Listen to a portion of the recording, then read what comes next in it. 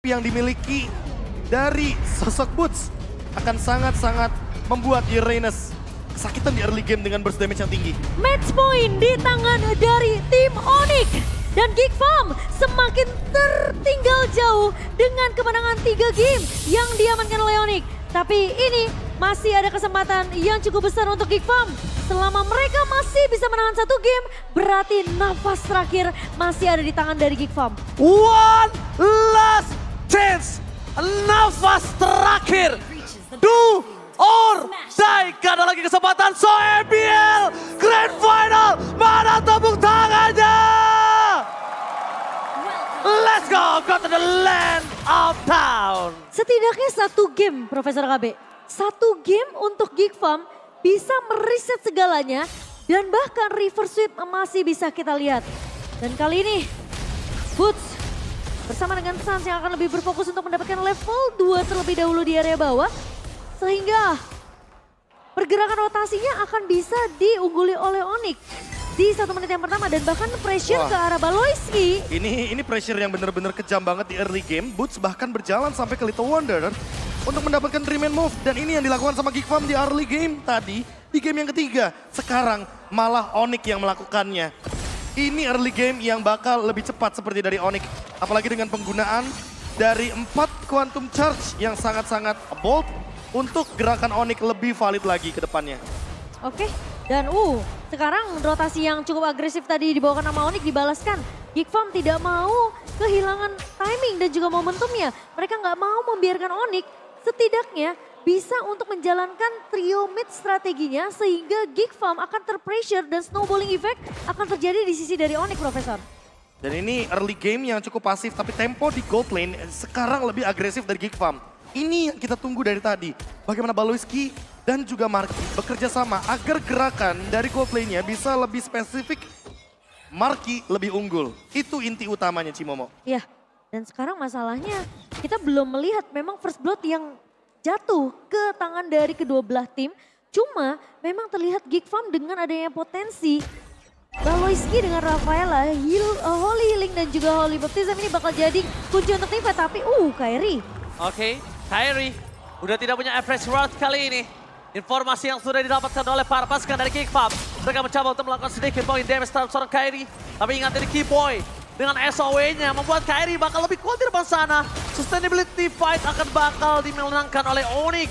Tapi kali ini Onyx mereka agak cukup berbahaya kalau tetap memaksa dengan tim fight 2 versus 5. Dan ada heavy speed di tangan dari Sultan Nile. Retribution di Sun Point. Holy Baptism di masa bersama dengan ada Netherlands. Membuat Onyx porak-poranda. Memang sustainability fight dimiliki Onyx. Tapi mereka tidak bisa membalas dengan ada Netherrealm yang di tangan dari Geek Farm. Apakah memang dengan pergerakannya Luke dengan Uranus ini benar-benar mengganggu team fight dan mungkin bisa dibilang durability dari Geek Farm, Profesor KB? Dan itu yang tadi tidak ditemukan jawabannya atas Kairi. Aprecious Wrath yang tidak ready dalam setup menuju ke Turtle membuat Geek Farm jadi lebih nyaman untuk memaksa team fight-nya terjadi. Dan sekarang gerakan dari Keyboy yang belum mendapatkan ultimate yang begitu mahal, global area, ini membuat teman-teman dari Onyx susah untuk mendapatkan objektifnya. Tapi Marky tidak ada mana, harusnya lebih berhati-hati. Dan early game lagi dan lagi masih di lead sama Geek Farm. First turtle rate yang begitu tinggi dari Nile muncul kembali di game yang keempat kali ini. Ya, membuktikan bahwa The Rising Star memang deserve itu semua. Tapi Kairi tertarik dengan adanya satu buah stampede dari Boy. Namun tidak akan terlalu memaksakan posisi di area midnya. Sekarang pergerakannya Onyx ini mereka harus sudah mulai aware dengan cewek yang ada di area atas. Karena pressure-nya sekarang udah mulai berjalan dari Baloy nih. Dia benar-benar fokus untuk nge-babysit ke arah Marky biar cewek ini nggak bisa dapetin farming yang nyaman. Dan Netherrealm dari Aboy yang sekarang perlu diperhatikan karena tidak ada yang bisa membukanya kecuali cewek. Area of effect yang begitu luas. Suns yang sepertinya akan ditargetkan terus-terusan sama Geek Farm yang bakal jadi ancaman juga bagi Onyx. Karena ketika tidak ada Suns artinya Aboy akan sangat free dengan Netherrealm dan juga Ghostbuster-nya. Gold leading dari Nile sekarang sangat-sangat unggul bahkan menuju ke arah 700. Membuat Geek Farm yang tadi mendapatkan point kill ke arah dari Kairi sepertinya perlu repetitif lagi nanti di Turtle yang kedua. Dan ini yang harus diperhatikan oleh teman-teman dari Onyx. Gimana cara cover untuk Kairinya? Oke, tapi kita melihat, ngomongin sosok dari Kairi. Dia malah ke garis depan, dia memberikan sedikit pressure di depan sana. Dan bahkan kalau kita bisa lihat dari Nile-nya yang punya chance besar banget sih untuk dapetin turtle kali ini. Karena Kairi-nya benar-benar disibukin dari belakang dan bahkan akan coba dipaksa untuk dengan retribution-nya yang menandakan turtle yang kedua tetap akan di tangan Nile. Membuat Geek Farm berada di 1.500 gold dan ini dia Geek Farm ketika match point mereka out of nowhere benar-benar menjadi Geek Farm revamp. Geek Farm yang berbeda. Ya, Geek Farm yang tentunya lebih menunjukkan taring mereka. Karena di season kali ini kita harus lumayan respect dengan potensi dari Nile. Meskipun statusnya lone tapi dia menunjukkan kualitasnya. Dan bahkan mengambil Purple buff dari Kairi. Wow, sebuah jawaban untuk menghentikan pergerakan jungler. Dan lihat Kairi berbanding 2 level dengan adanya Nile. The power of retribution kali ini berhasil didapatkan. Karena Nile tidak menggunakan retributionnya dan ini dia. Haruskah Geek Farm berada di match point sebagai power pick dari timnya? Karena kalau mereka seperti ini berbahaya untuk mereka. Mereka suka bermain di ujung tanduk.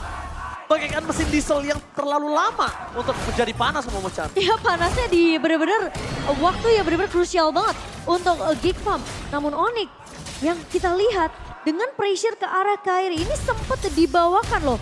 Ketika Geek Farm memang memberikan pressure di arah 4 besar ya waktu itu ya. Iya, dan kita sekarang melihat, hal yang sama. Kita melihat hal yang sama lagi dan lagi. Pressure karena gold lane. Cewek yang kehilangan turret outernya. Dan sekarang rotasi dari Geek Farm yang sudah mulai dijalankan karena apa? Karena Marky juga akan hadir di setup turtle selanjutnya. Lihat, belum ada damage yang cukup untuk menumbangkan Luke.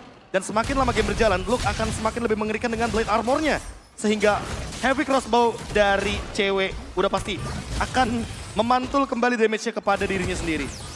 Oke, dan memang kalau kita melihat dari Geek Farm sendiri, dengan perbedaan network 2000 di tangan dari Geek Farm, di menit yang ke-6 ini sebenarnya udah lumayan mendominasi. Snowballingnya terus berjalan karena turret objektifnya selalu bisa dipegang sama Geek Farm. Dan Onyx sepertinya mereka bakal main agak sabar sih, Prof. Oke, tapi dengan kesabaran yang mereka miliki, apakah mereka akan kehilangan dari sosok perfect turtle mereka? Tapi Kairi berada di garis depan, akan coba adu retribution, bahkan Kairi kali ini gagal kembali. Nile, perfect turtle sebagai the turtle mania selama playoff kali ini menunjukkan taringnya. Di balik sana Luke mencoba untuk menahan semua damage yang diberikan oleh seorang cewek. Bahkan membuat cewek kali ini harus kebingungan. Dua teamfight yang terbelah menjadi dua. Yang membuat para pasukan Onyx benar-benar gak bisa ngedeliver damage. Gak bisa mengcover. Gak ada sama sekali power yang bisa didapatkan dari tim Onyx. Semuanya dibungkam oleh Geek Farm. Dan bahkan mereka terlalu berfokus sama Luke tadi, Profesor. Nile out of nowhere hampir aja mendapatkan heavy spin. Untungnya masih cooldown. Para pasukan dari Geek Farm bahkan kali ini mereka membuat Onyx tidak mendapatkan objektivitas dari segi turret ataupun turtle. Ya, space create-nya bahkan terlalu besar untuk Marky. Posisi dari cewek ini benar-benar terlalu berfokus sama garda depannya. Heavy speed didapatkan, tapi nampaknya hanya lewat belakang. Luka bakal coba ditangkap, damage masih belum cukup. Luka masih punya power yang sangat kuat. Luka masih punya waktu untuk bergerak di arah backline, zoning out sampai mid to the late game. Ketika mid to the late game, mungkin Luka udah mulai harus mengurangi dari damage yang diberikan akan lebih sakit. Oke, tapi ini jatuhnya sekarang Geek Farm harus hati-hati juga. Seiring berjalannya waktu, lihat Boots sudah menyelesaikan blade armornya. Dengan split push yang dia jalankan, artinya sekarang damage dari Marky perlu ada tambahan lagi. Perlu boostingannya lagi, biar critical damage-nya bisa lebih pasti. Namun di satu sisi lainnya, Flask of DLC Skiboy akan memperpanjang teamfight dari Geek Farm. Sehingga kayaknya ini akan berbeda nanti di Lord yang pertama atau bahkan Lord yang kedua. Mungkin Lord yang pertama masih bisa diamankan sama Geek Farm. Tapi perlu hati-hati, counter setup dari Onyx akan sangat mengerikan dengan Fredrin-nya. Jangan terlalu lama untuk membiarkan game ini berjalan. Geek Farm perlu endgame secepat mungkin. Oke, tapi lihat Skiboy masih bisa selamat. Masih ada damage yang bisa diterima Skiboy, tapi nampaknya Kairi tidak akan melepaskan sosok dari Nile. Di belakang sana Marky masih bisa memberikan damage untuk covering up para pasukan dari Geek Farm. Mereka terlalu dalam bermain di dalam jungle. Ini dari Onyx yang mereka harus pikirkan adalah di mana pergerakan dari Marky ini tidak boleh lepas dari pandangan dan jangkauan dari Paloyski. Sekali saja Paloyski melepaskan pandangan dan jangkauan dari Marky, ini bakal bisa berbalik untuk para pasukan Geek Farm. Mereka kehilangan Marky, 4 versus 5 akan terjadi. Dan kemungkinan besar kalau Lord di tangan dari Onyx, snowball akan mulai dimulai. Tapi dibalik itu semua, Pasukan dari Onyx, mereka dalam ada kondisi 3000, mereka tidak kena kendor. Kairi masuk ke dalam, damage yang diberikan tidak bisa ditahan kembali. Dan Kiboy, SOW-nya benar-benar memberikan sebuah nyawa tambahan untuk sosok Kairi. Karena kalau Kairi terperangkap sekali aja, wah itu bakal besar. Dan Lord di tangan dari Nael Free tanpa ada kontes. Dengan keuntungan 4000 gold dan bahkan ini dia, Geek Farm kembali menunjukkan taringnya. Dan Geek Farm memang mereka tahu posisi dari Kairi yang memiliki retribution yang begitu on point ditutup, di zoning semua pemain-pemain dari Onyx. Posisi dari Baloy benar-benar nggak bisa ngasih kesempatan yang terlalu besar. Ketika memang Kairi punya satu chance, setidaknya ketika dia tahu dia akan di-trade, at least dia mencoba. Masalahnya sekarang Baloy ini jadi problem untuk pemain-pemain dari Onyx. Karena Holy Healing dan juga Holy Baptism benar-benar menutup jalan dari cewek untuk mendekat ke arah Marky. Dan Marky-nya juga udah punya Malefic Roar, jadi permainan front to back bisa dijalankan. Namun perlu diingat bahwa look, dari tadi belum bisa ditumbangkan. Garda terdepan dari Geek Farm begitu kuat, membuat Onyx perlu dipukul mundur sekarang. Oke, tapi lihat high ground defender ini miliki para pasukan dari Onyx. Masih ada heavy crossbow dan heavy speed. Gagal mendapatkan Kairi, di balik itu semua Sans masih ada Black Shoes. Dan the Rip for defensive membuat Kairi kali Everest Sportnya for nothing. Dengan mempertahankan mereka miliki, tapi di balik sana pun Sandwich Gaming akan terjadi. Guntingan menuju ke arah Marky dan hilang. Tidak ada cover yang bisa diberikan karena udah tidak ada lagi dari Rip. Permainan dengan adanya Sandwich Gaming. Guntingan terjadi, sliding tackle tidak akan berguna. Membuat Marky harus tumbang. Dan kembali lagi, kali ini Onyx memiliki nafas tambahan. Gue sudah menunggu cukup lama sih Profesor KB. Ketika dia melakukan split push untuk motong dari area atas, dia nunggu momentum semenjak Lord berhasil diamankan oleh Geek Farm. Dan fokusnya dari Onyx cuma kedua lane aja, mid lane dan bottom lane aja. Karena Boots dari tadi menjalankan tugasnya sebagai split pusher. Untuk sekarang gerakan dari Onyx sudah mulai terbuka. Pelan-pelan hanya karena satu outer turret di mid lane didapatkan oleh Boots, membuat Geek Farm jadi harus lebih berhati-hati atas lini belakangnya. Iya, flanking ya. Ya, dengan blade armor yang sudah jadi juga dari Boots, Kairi bahkan mungkin akan menuju jauh lebih tajam lagi nanti untuk ceweknya setelah satu Demon Hunter Sword kembali. Ini bakal membuat Nailnya harus lebih berhati-hati atau bahkan secepat mungkin ngelakuin sebuah tindakan preventif. Menurutku, Queen's Wings adalah item yang bagus untuk Nail. Karena magic damage-nya sangat tinggi, cewek juga tinggi. Apalagi ada Demon Hunter Sword, jadi lebih kejam nantinya permainan front to back dari Onyx. Mungkin mencoba untuk nge-drag game ini menuju ke arah mid to the late game kali ya, Prof. Iya. Ini bisa jadi jawaban untuk Onyx. Dan itu yang dicari sama Onyx. Iya, Karena dengan Bloom, ultimate dari Florin, itu semuanya akan hilang efek life drain-nya. Iya. Dan Look dengan Dominance Ice akan jadi percuma. Dengan Necklace of Durance akan jadi sia-sia. Nail harus mempertahankan levelnya sejauh mungkin atas Kairi. Karena sekali aja Kairi dapetin Lord, ini bisa jadi snowballing comeback untuk Onyx. Itu kalau tadi Holy Baptism-nya kena, sekali aja ujungnya aja Kairi berhenti di sana. Wah, itu bisa kelar. Kenapa? Kairi tumbang, Kiboy akan menjadi pilihan utama dan bahkan kita bakal bisa menyaksikan retribution tanpa ada kontes yang dimiliki oleh para pasukan dari Geek Farm. Iya, dan kalau misalnya Kairi sampai tumbang, tentunya Geek Farm punya kesempatan yang besar untuk bisa menghabiskan pemain-pemain Onyx yang tersisa. Masalahnya, Baloy ini harus di-target.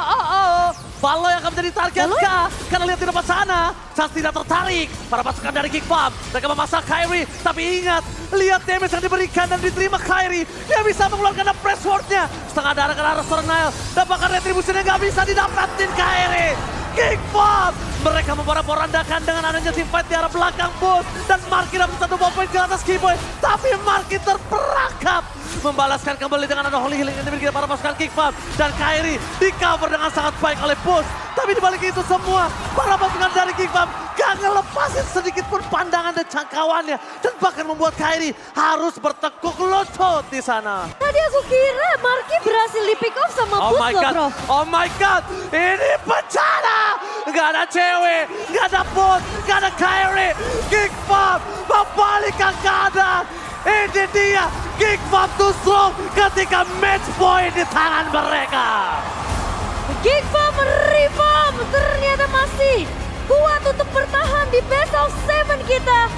Match point yang sempat ditahan oleh Onyx membuat Geek Farm masih memiliki nafas yang bisa mereka perpanjang sampai best of 7 ini kelar. Lagi dan ini lagi dia. mesin diesel Geek Farm benar-benar bangkit menunjukkan taringnya dengan keadaan match point. Ini dia permainan 4-1 yang kita rindukan dari Geek Farm. Pressure di area gold lane, berikan ruang agar Marky bisa bebas.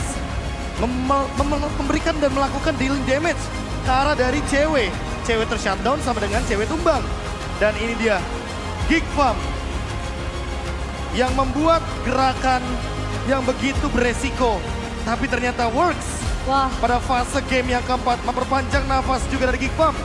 Sehingga kita akan menuju ke game yang kelima kali ini. apakah memang reverse sweep akan terjadi ketika match point sudah didapatkan dari lawan Geek Farm? Kesempatan yang besar masih bisa diambil kali ini. Namun kesempatan itu selalu berada di ujung tanduk, Profesor KB. Iya, lagi dan lagi match point tidak membuat Geek Farm gentar. Mereka hadir untuk mendapatkan title juara MPL Indonesia. Dan come on, you Geek. Sekarang momentum ada di tangan dari Geek Farm. Florin last pick tidak menjadi jawaban. Dan kita sepertinya akan melihat kembali draft pick dari game yang kelima nanti dengan mungkin posisi yang berbeda juga. Apakah Onyx akan memaksa untuk mendapatkan second pick mereka? Semenjak tadi 2 game, dari game yang ketiga dan game yang keempat, kita melihat sepertinya